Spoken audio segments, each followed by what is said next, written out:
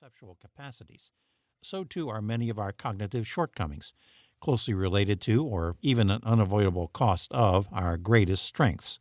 And just as the study of perceptual illusions has illuminated general principles of perception, and the study of psychopathology has enhanced our knowledge of personality, so too should the study of erroneous beliefs enlarge our understanding of human judgment and reasoning. By design, then, this book dwells on beliefs that are wrong, but in doing so, we must not lose sight of how often we are right. As these remarks suggest, many questionable and erroneous beliefs have purely cognitive origins and can be traced to imperfections in our capacities to process information and draw conclusions. We hold many dubious beliefs, in other words, not because they satisfy some important psychological need, but because they seem to be the most sensible conclusions consistent with the available evidence. People hold such beliefs because they seem, in the words of Robert Merton, to be the irresistible products of their own experience. They are the products, not of irrationality, but of flawed rationality. So it is with the erroneous belief that infertile couples who adopt are subsequently more likely to conceive.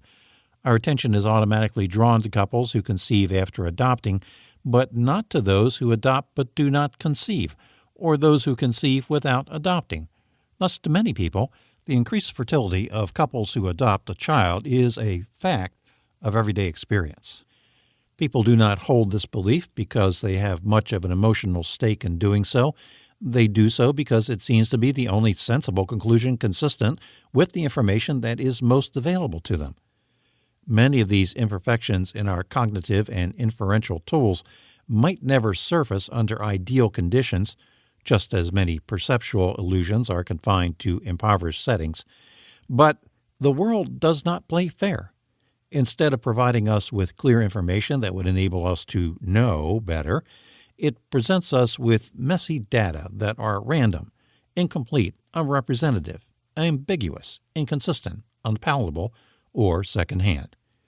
As we shall see, it is often our flawed attempts to cope with precisely these difficulties that lay bare our inferential shortcomings and produce the facts we know that just ain't so. Returning to the infertility example once again, we can readily see how the world does not play fair. Couples who conceive after adopting are noteworthy. Their good fortune is reported by the media, transmitted by friends and neighbors, and therefore is more likely to come to our attention than the fate of couples who adopt but do not conceive, or those who conceive without adopting.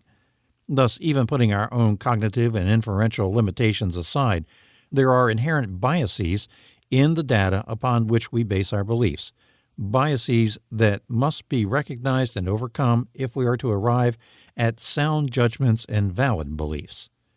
In tackling the subject of questionable and erroneous beliefs, I continue the effort of many social and cognitive psychologists who in the past several years have sought to understand the bounded rationality of human information processing.